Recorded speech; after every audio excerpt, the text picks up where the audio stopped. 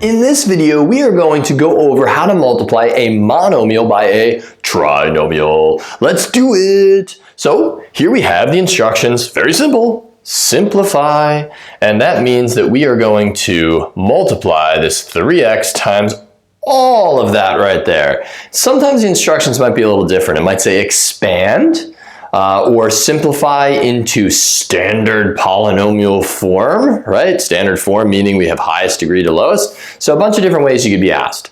But no matter what way, we are going to use the distributive property. It's all over this stuff.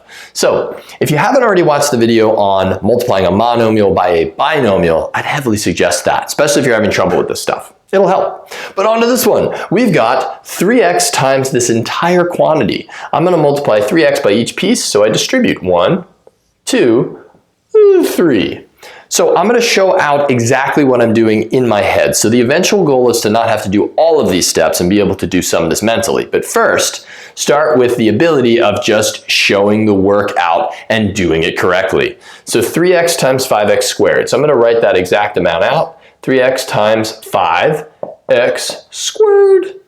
That's your first product. Minus 3x times 2x. 3x times 2x. Plus 3x times 1. So I'm just distributing out each piece. Now all I have left to do is simplify each product or each multiplication. 3 times 5 is 15. That's beautiful. X times x squared is x to the third power. We're adding the 2 and the 1 because our bases are the same. Minus 3 times 2 is 6. X times x is x squared. And finally, 3x times 1, well, anything times its 1, 1 is itself. And just for giggles, we would call this a cubic trinomial. Nice. Okay, so on to number 2. We are going to use the same distributive property. It's going to be a common theme. I'll show out the work on this one before doing this guy a little bit more mentally.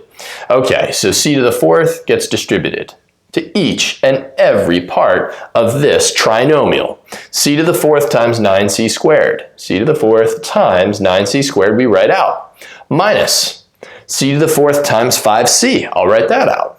We're making this so that they're nice little easy products to do. C to the fourth times minus 10. So that's going to be minus, will be the result, a negative. C to the fourth times 10.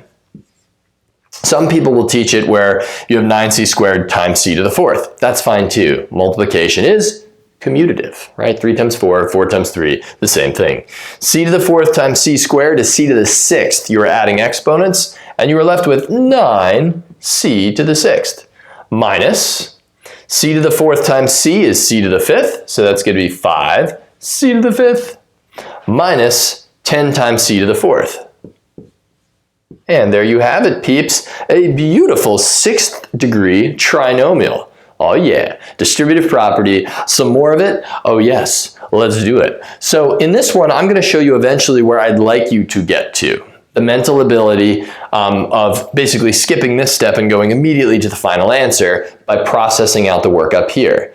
First though, you're going to want to spend as much time as is necessary until you're getting all correct answers by doing this process. Then work your way up to doing the mental math I'm showing you here. So we've got negative 10a squared being distributed to every single term in that trinomial. So negative 10a squared times a. That's negative 10 times the 1 in front of the a is negative 10. A squared times a is a cubed, or a to the third. That's a minus times a minus is going to be a plus. Negative 10 times negative 14 is positive 140. And we'll maintain the a squared. Because there is no a term here, it would just remain a squared. Negative 10 times a positive 3 is going to be negative 30. And now I keep in mind the variables a squared times a squared. You add 2 plus 2 and you get a to the fourth. Same base, add those exponents. Now notice it's not in standard form, so I'm going to put everything in highest power to lowest power standard form. Negative 30a to the fourth, remember that negative sign stays with everything here, right? That coefficient is negative 30. Then minus 10a cubed, because that's the second highest power. Finally, plus 140a squared, because 2 is the lowest power of all the terms. Beautiful, that's a quartic, 4th degree trinomial. This next one, I am going to go back to showing the work in between because I've given a bit of a challenge. Every once in a while, students will come across having to multiply out by variables that, well, there's more than one of them in the problem. So I'm going to actually make this a little bit tougher. I'm going to put this as 5xy squared. How about that? So now we're going to multiply through by 4xy. Let's do it. So I still distribute like normal. We still have a monomial times a trinomial. 4xy times 5xy squared. That's the first product. Then plus 4xy times 9y. And again, we just need to deal with this one product, one piece at a time. Minus, it's going to be a negative, 4xy times 8. Awesome. So now all we have to do is multiply everything out. So you've got 4 times 5 is 20. X times x, x squared. You got this. Y times y squared, y cubed. And now on to the next product, one product at a time, plus 4 times 9 is 36. X times no other x, it's still just x. Y times y is y squared. Minus, there are no other variables with that 8, so it's just 8 times 4 is 32 xy. There you have it, one heck of a gnarly 5th degree, right? You'd see that the highest power of the monomials is 5th degree trinomial.